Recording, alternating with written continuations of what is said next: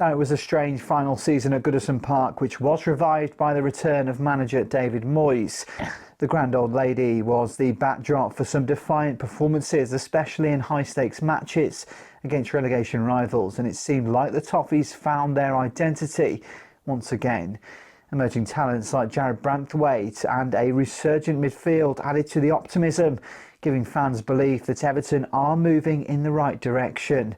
With stability returning and a foundation set, this season was about more than survival. It was about pride restored. We spoke to Will Rooney of LiverpoolWorld to pick out the highlights from Everton's season, one defined by grit, progress and hope amid challenges off the pitch. Well, in terms of Everton and the positives of their season, I mean, like other clubs, Wolves, for example, it was a bit of a season of two halves with the managerial change halfway through.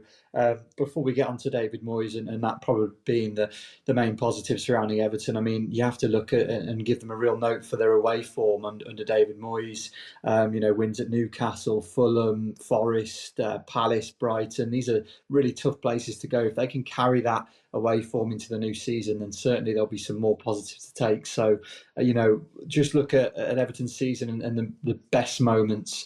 Probably that draw late on in the derby at Goodison as well was very special for them. Yeah, it definitely was. It was a fitting way for the final Goodison derby, wasn't it? And it was a fully deserved draw for Everton on the night.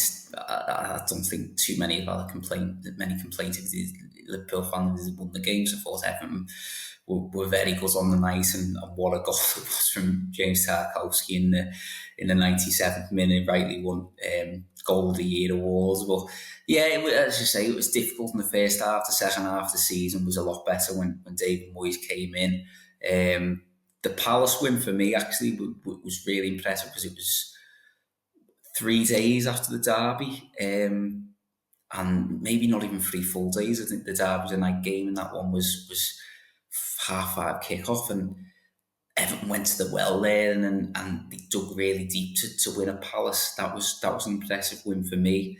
As you say, Brighton, difficult place to go. The Leicester performance, okay, Leicester been poor this season, but they were really good. They were excellent for 70 minutes against Tottenham before letting Tottenham back into the game. And coming from behind against Fulham, difficult place to go, and Newcastle as well, who finished 5th in the table, being the Champions League next season. I think they're the highs that you're looking at. And it's been a big second half of the season. You touched on the away form. Now Everton needs to build on the home form going into the new ground, because Goodison Park under David Moyes especially, it was a fortress in his first spell in charge. You felt like Everton could beat any team at home. And going into the new grounds, that's something that David Moyes does have to address. Now, does Everton just playing away from home maybe suit Everton a little bit more on the counter-attack? Perhaps, yeah. So now they're going to find a way of winning at home now, because you're looking at some of the results. Ipswich was disappointing, and Man United, the way they let the door open for them, and West Ham, they weren't great in when Moyes was in charge. So that's something that needs to be addressed in the summer. Yeah, I mean, the first half of the season was tough, wasn't it? They didn't win the first 5 games, got beaten their opening 4, sort of picked up a little bit, but got a few draws around Christmas time. But Lampard, last season, 23-24, the points deductions, Everton would have finished 12th, I think, without the point deductions. And